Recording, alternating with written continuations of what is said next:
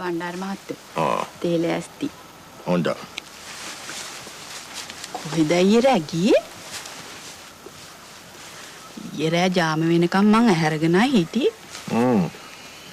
හෝරා ගානක් ගියාපහු එන්ට.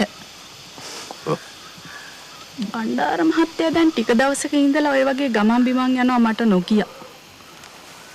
මොකද්ද ගමන් බිමන් වල තේරුම?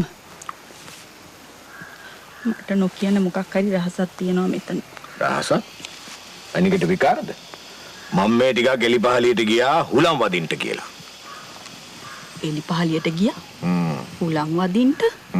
මොන මුසාවත්? මීට ඉස්සෙල්ලත් හුලම් වදින්න එලිපහලියට ගියේ කාර් එකෙන්ද? මට වහන් කරන්ට හදන්න එපා බණ්ඩාර මහත්තයෝ.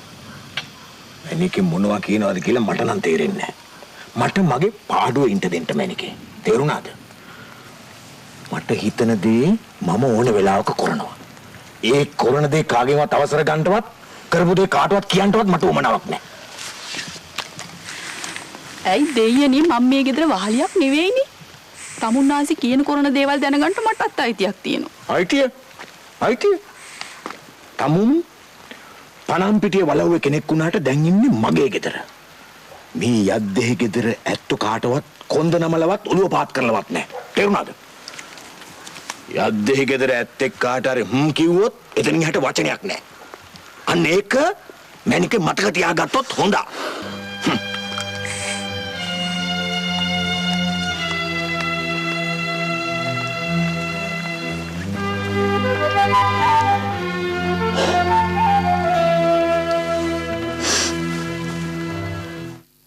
මුදලාලි ලොකු බණ්ඩාරයා මොකද කියන්නේ? මිනිහා නිදන් වදලන්න දෙන්න පස්ස ගහනවා.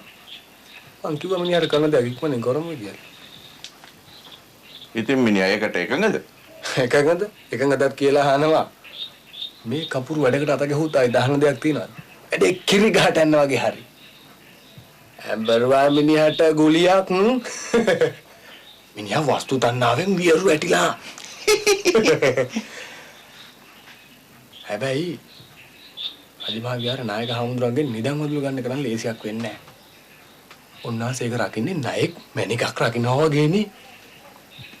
අද්දේ ගෙදර ලොකු බණ්ඩාරයටත් ඕකත් මහ කජ්ජද්ද බං. උන් අපිට ඒක ඇන්න දෙයි. නේද?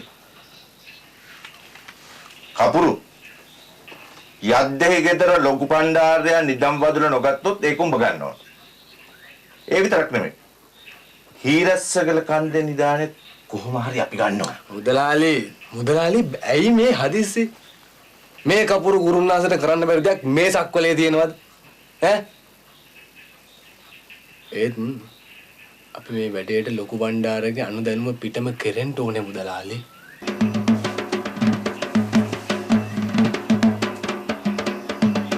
City Hits Dialog Television නාලිකා අංක 19 ඔස්සේ